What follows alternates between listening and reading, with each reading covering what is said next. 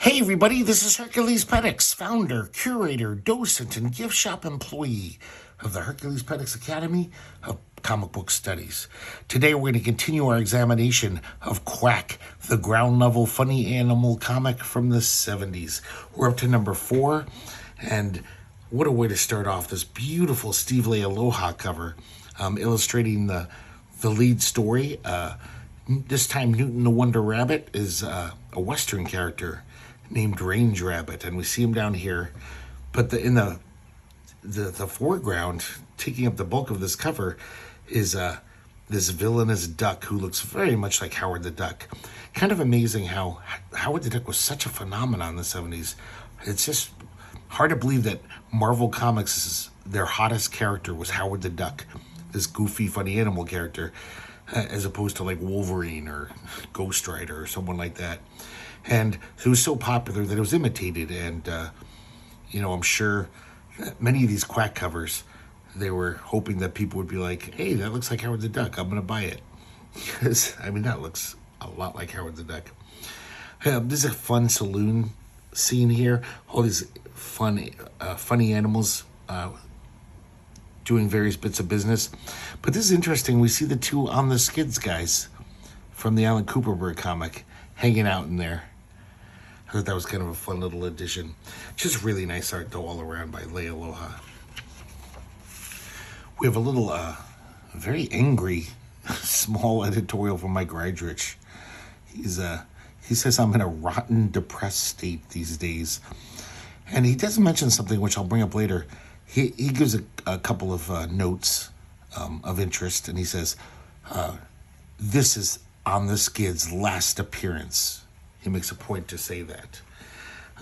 We do get this beautiful illustration from Leialoha of Range Rabbit and the characters that will be in this story, which is here. Home on the Range Rabbit, written, penciled, and inked by Steve Leialoha, with a great lettering from Tom Orzechowski as usual.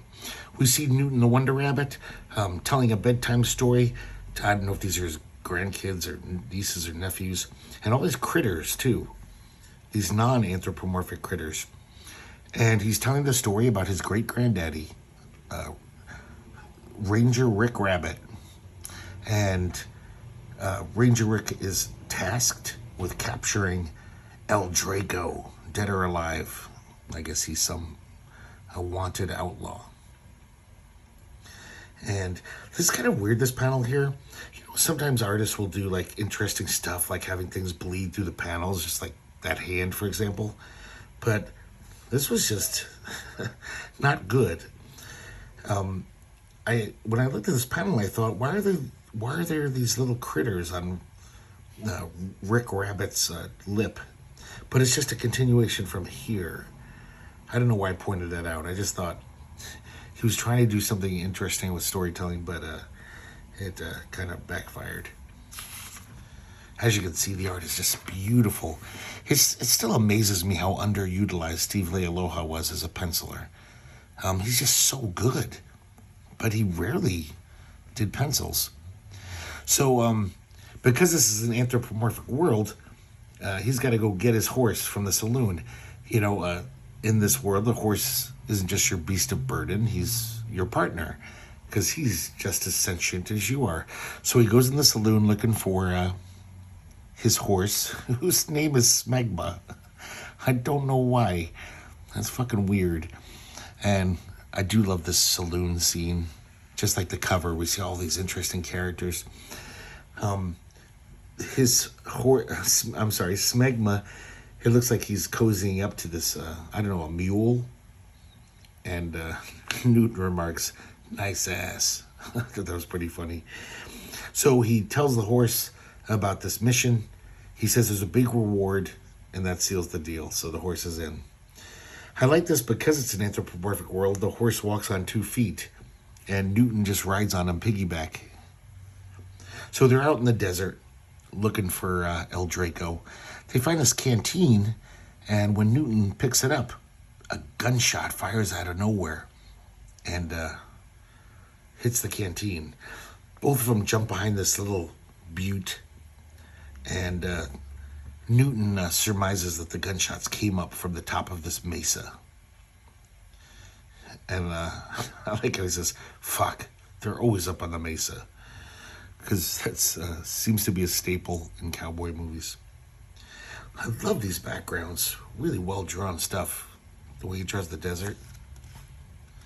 Such fine inking, too. It's really nice seeing him ink himself. So they decide to split up and take each side of the mesa and climb up and, capture the guy or kill him.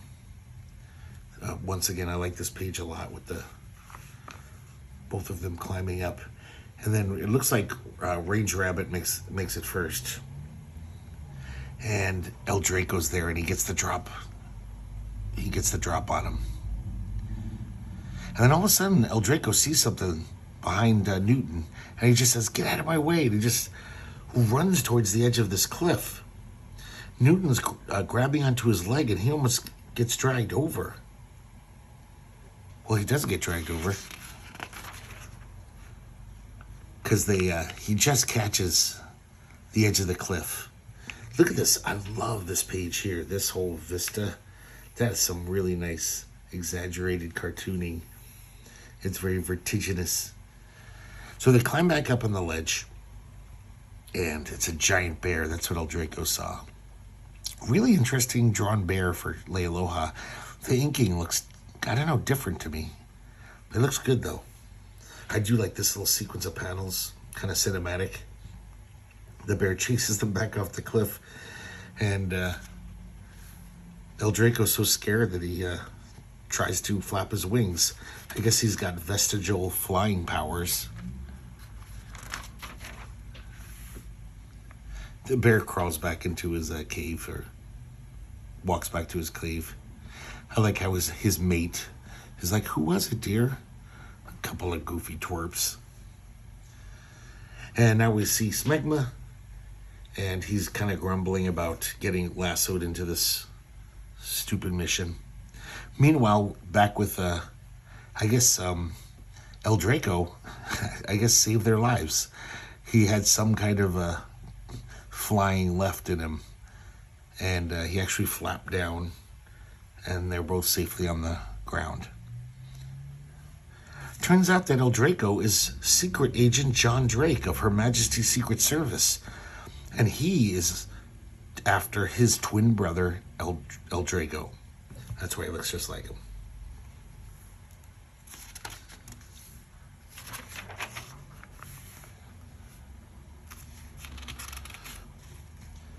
And they head back to civilization.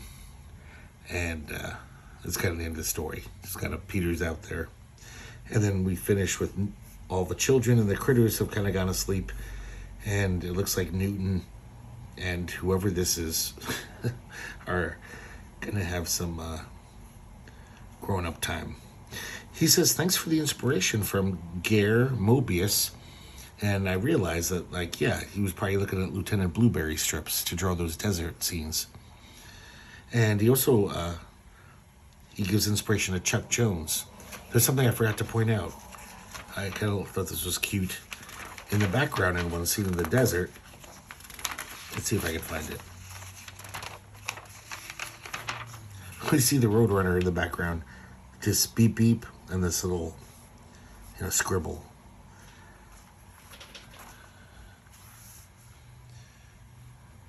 Speaking of Chuck Jones, we have another Beavers strip by Dave Sim. And this one kind of starts off odd.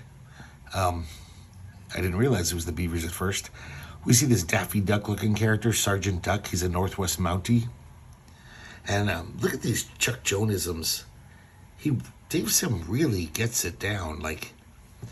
Just the little nuances that Chuck Jones had to his art. Pretty good stuff.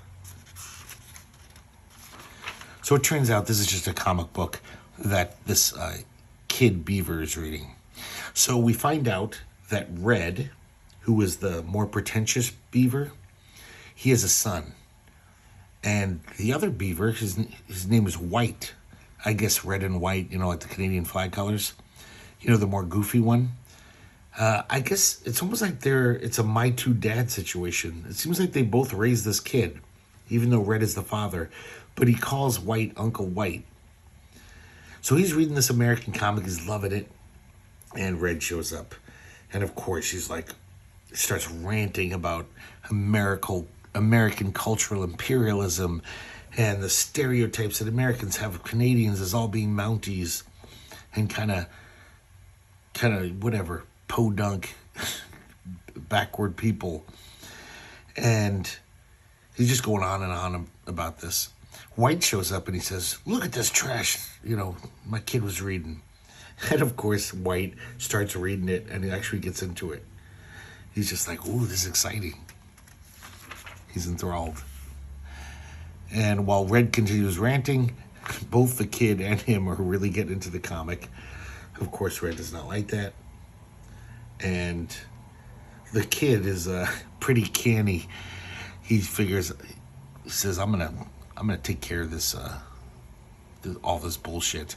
He goes over to the TV and then he says, oh, look, a hockey game. Can it be true? I think it's the Leafs versus the Canadiens in Montreal. I don't even think Canadiens, there's a hockey team called that. I have a feeling. I don't know much about hockey. And just like living up to the stereotype, the two adult Beavers jump in front of the TV and all of a sudden just start rattling off stats and hockey bullshit. And they're just completely entranced. And so the kid can quietly go off and read his comic book in peace. Once again, the Beavers does this whole thing where, the characters are ranting about these misperceptions about Canadians and whatever, but then he always has the characters kind of live up to them. It's kind of a funny shtick. Now we have a second Beaver story, and this one is kind of similar. The kid is really into this American TV show called Duck Trek. Obviously, it's Star Trek. And, of course, Red goes off about what trash it is. This time he's a little less adamant, though. He just walks off in disgust. But later on, it's time for the news. So he storms in there. I should point out, there's a lot of this Star Trek parody. And I was thinking while I was reading this, this is very early Dave Sim. I'm pretty sure this would have been funnier 5 years later. Because Dave Sim was a great satirist. But this isn't that funny. It's not that great. I think he would have done much better a little later on.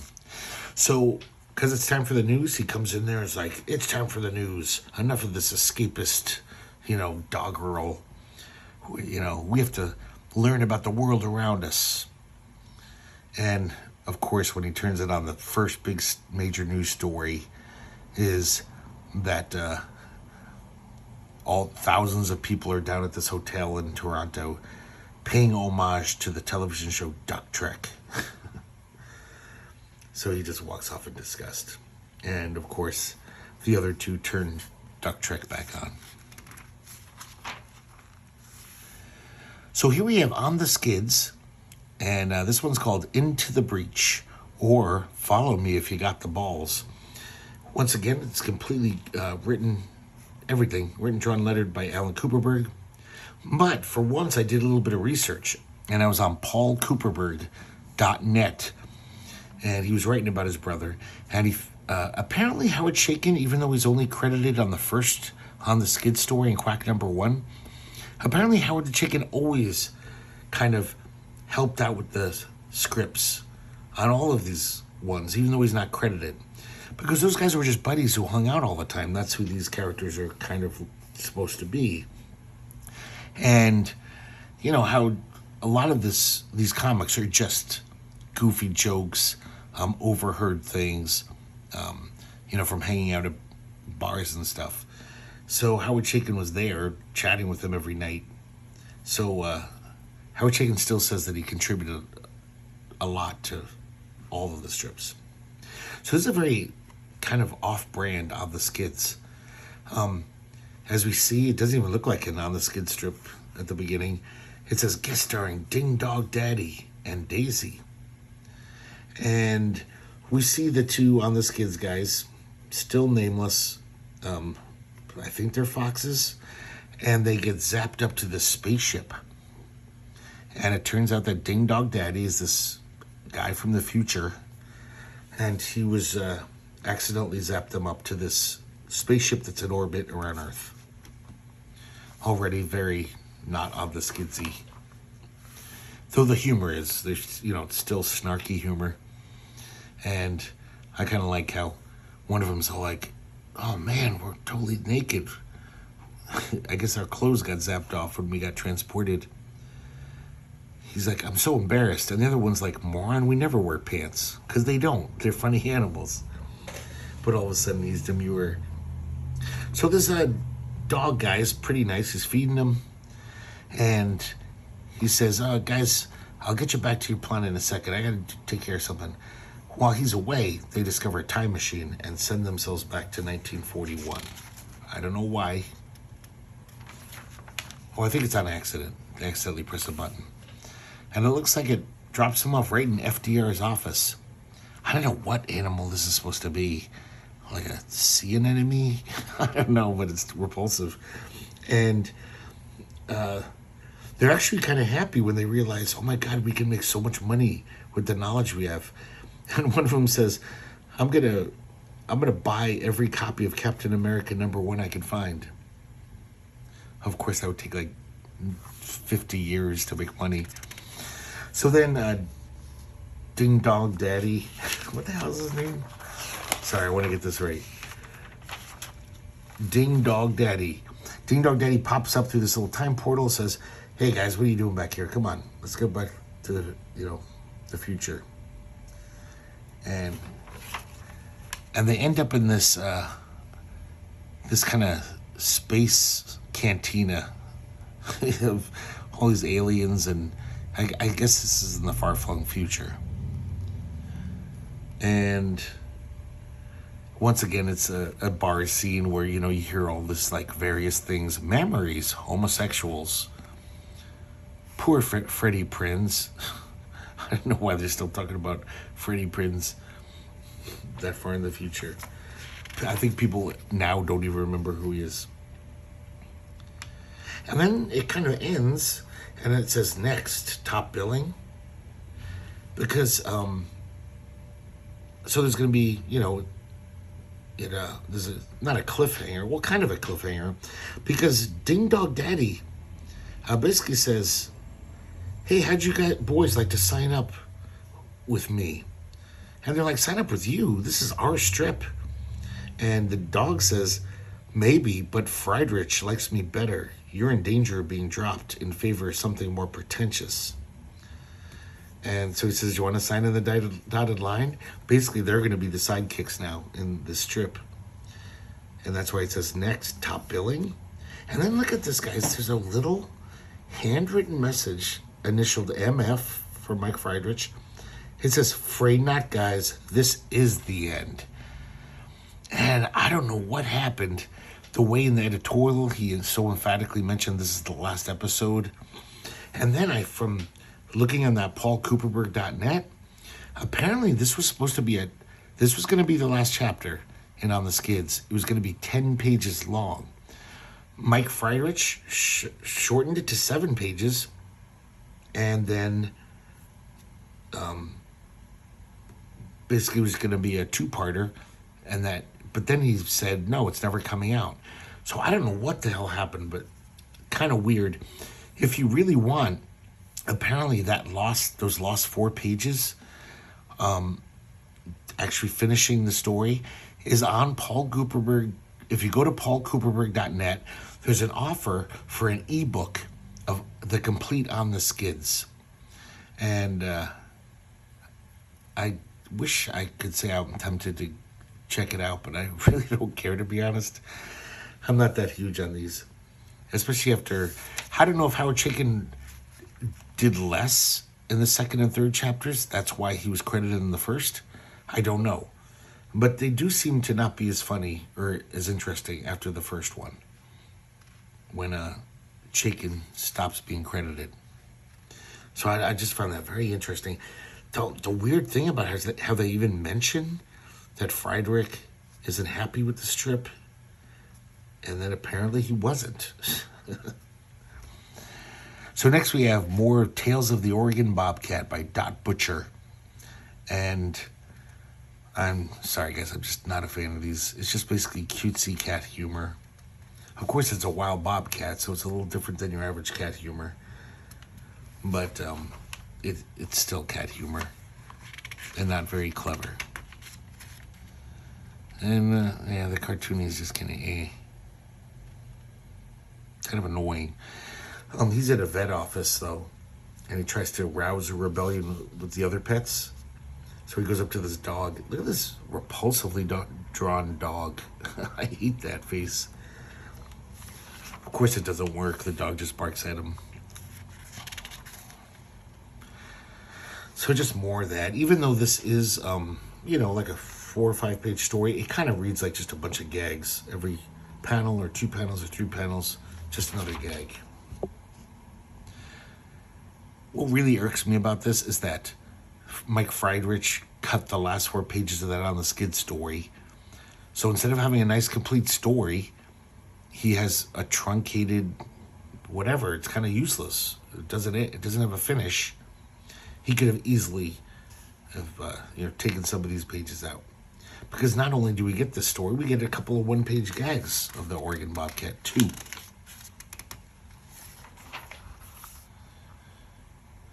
But then, just like redemption, falling from the sky, we have the Wraith's pal, Inspector Mulchberry. This is kind of weird because there's just like a 1-page gag, kind of as almost like the cartoon before a movie. So this is just a 1-page gag about the Wraith's friend, Inspector Mulchberry, before the actual Wraith story. And the inspector's talking to his friend Ace. It's a very kind of an old school gag where he's just like, what the problem is? People don't have, listen when they just keep talking and talking. And of course, that's exactly what he's doing. Ace is trying to get a word in edgewise, but he won't let him. And I do like this technique of having the panels just go run off the page, kind of just the way he's running off at the mouth. I thought that was a nice little storytelling trick. And now we have the real story. And this will erase any Oregon Bobcat out of your head. I gotta say, guys, this is like one of my favorite Wraith comics. And it's also maybe one of my favorite comics of the 70s. I think this is such a good story. Such great craft shown. Michael T. Gilbert's such a young guy at this point, and he is just pulling out all the stops. I love this title page. This is just slicker than grease. His amazing logo that crushes the Wraith. This is like taking Will Eisner's thing and, kicking it up a notch, as some cooking show guy used to say. And really nice, though, the effects on those letters. And so now the Wraith goes to see the inspector. And I guess the Wraith's been missing for 3 months. And the Wraith says, okay, let me tell you the story. The story of the fall of the House of Silver. That's the title. So I guess a few months ago, the Wraith was burnt out. Every day, he's fighting murderers, molesters, maniacs, and malcontents. He's just fried. He goes to visit his friend, Dr. Nikolai Nickelodeon. And this doctor is about to go on this expedition on a boat to Silver Island. It's going to be a few weeks. He says, hey, you want to join the crew? Get away from everything? And the Wraith is like, would I? When do we start?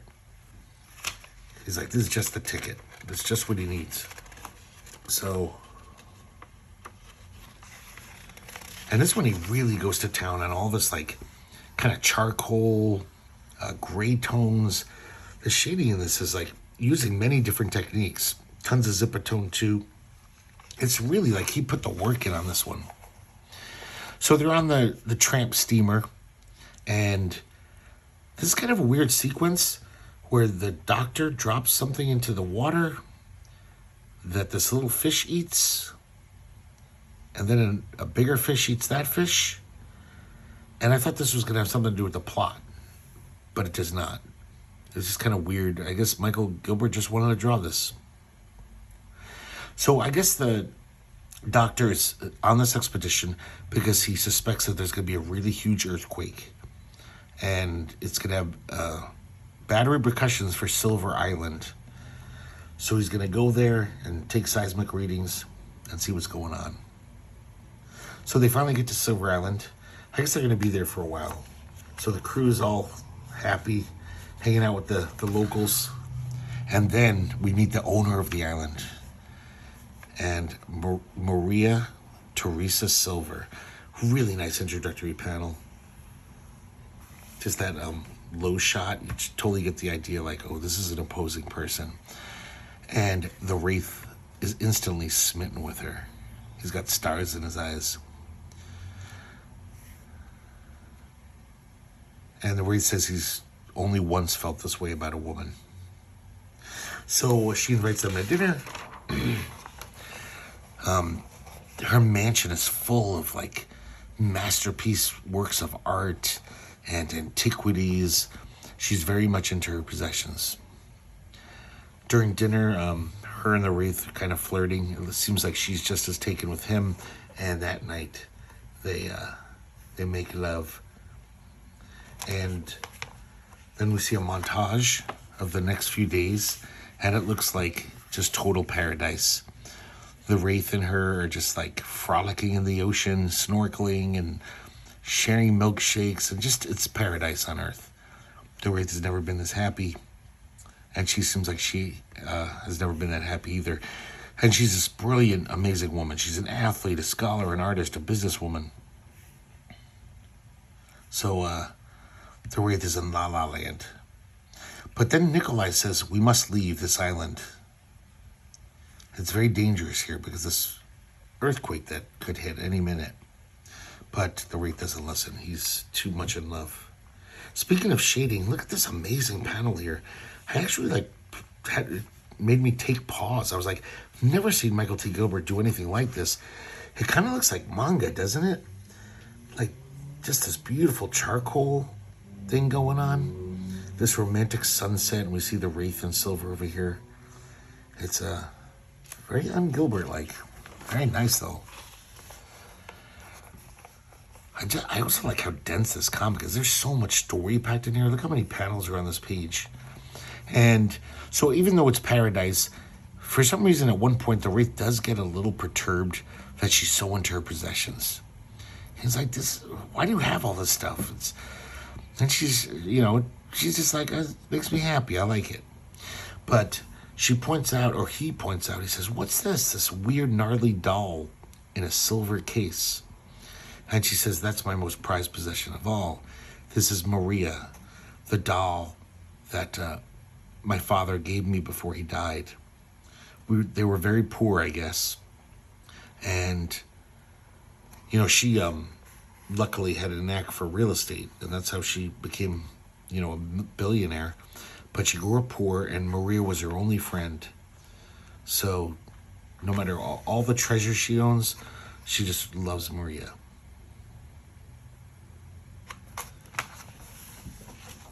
And so things are back to normal.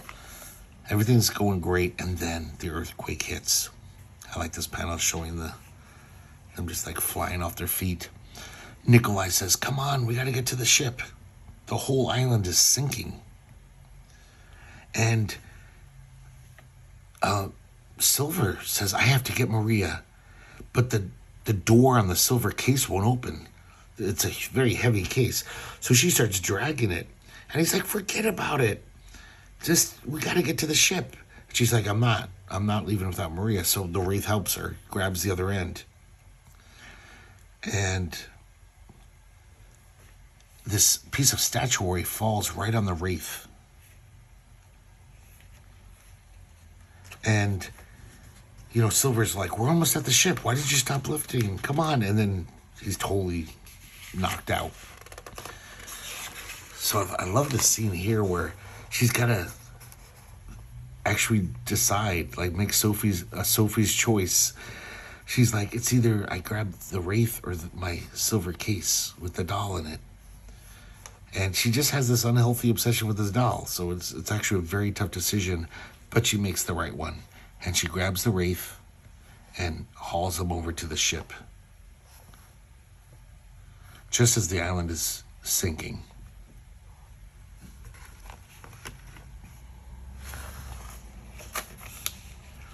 They make it to the ship, they're safe. But then Silver looks over and she sees her doll. And she dives off the ship into the water, swims over to the doll. The Wraith is yelling after her, the island's sinking. And she just says, I can't leave Annie. He says, things, they're just things, they're not important. And she says, well, they're important to me. And now she's too tired to even swim back, even if she wanted to. And they have to hold the Wraith back from diving in after her, even though it's, suicide. He, is still going to dive in after Silver, but the crewmen are holding him back. And then we watch as the water subsumes Silver. And they actually have to club the Wraith on the head at that point because he's going to dive off the ship. I love this effect here where, look at this like kind of charcoaliness. Him getting hit on the head has some inking highlights, but then the middle ones are just like the ghost lines of the charcoal. That's a really good storytelling effect. Almost like makes it more animated. So when the Wraith wakes up, he realizes he's not mad at the guys. Like, they saved his life. And he tells the inspector that it's rare when two people get whatever they wish for in the world. We kind of did. I'm alive. And she also got what she wanted. And I love this last panel. Her skeleton hand, but she's right next to Maria for all eternity. So she can rest in peace, I guess.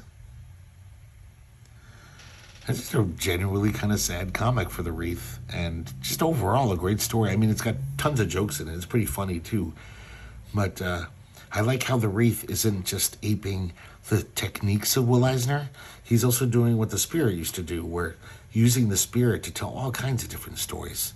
Sci-fi, sad stories, romance stories, anything he wants.